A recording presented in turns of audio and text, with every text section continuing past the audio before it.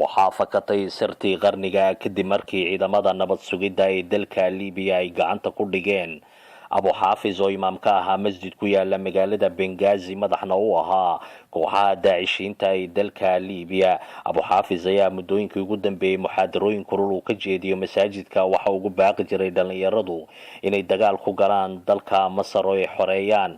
ciidamada Liibiya oo dabagal ku hayay ayaa ogaaday in magaciisa runta ninkan la yiraahdo Benyamin Ephraim uu yahay muwaadin u dhashay dalka Israa'iil. haddaba arrinka xiisaha leh ayaa ah in Benyamin uu markii dambe qiray inuu ka tirsan yahay laanta mustacbariin oo u qaabilsan Mossadka dalka Israa'iil.